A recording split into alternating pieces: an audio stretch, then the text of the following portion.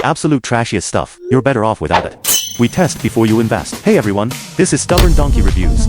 Today, from multiple dimensions, I'm going to review 5 major brands of solder paste for you all. They are all 183-degree mid-temperature solder pastes. Let's see how many of them actually live up to their claims. Let's start by looking at the packaging and containers. Just looking at the container design, the most interesting one is 2L, which is highly creative. Next up is WY. The container looks exactly like skincare packaging, and it's even made of glass, which is much better for storing solder paste.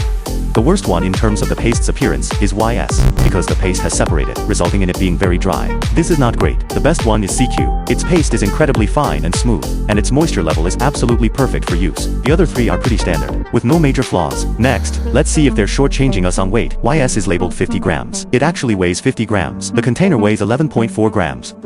MT is labeled 50 grams. It actually weighs 50.8 grams. The container weighs 9.1 grams.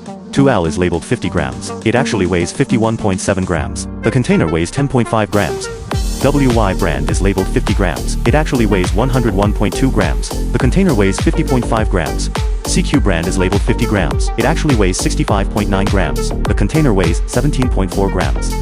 Here is the summary table. WY meets the standard for net weight the best, while YS has the lowest actual content.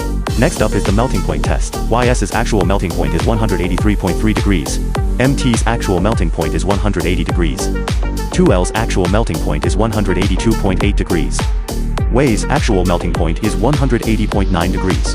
CQ's actual melting point is 181.3 degrees. The temperature variance stays roughly within 5 degrees. The temperatures for all models fall within the passing grade. Next is also a point that repair techs care quite a bit about, whether the flux is conductive. For a more precise measurement, we insulated the hot plate beforehand. To prevent false readings, we are using 12 volts. Let's start measuring now.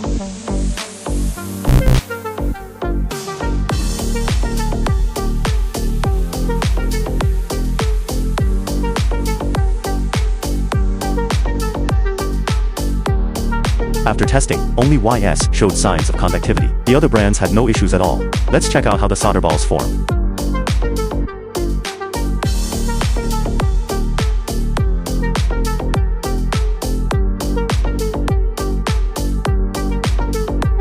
The results are all pretty good, with no bubbles or cold solder joints. After a full round of testing, conclusion is, this is the trashiest product of the bunch. Whether it's the appearance or the quality, they're both pretty bad, and it even conducts electricity slightly. You're better off without it. These are the most cost-effective products. These two, the paste quality of both is about the same, and a lot of thought went into their respective packaging. Factor in both of their prices, and they're really solid choices. This is the standout product, this time around. From the packaging to the product itself, it is absolutely flawless.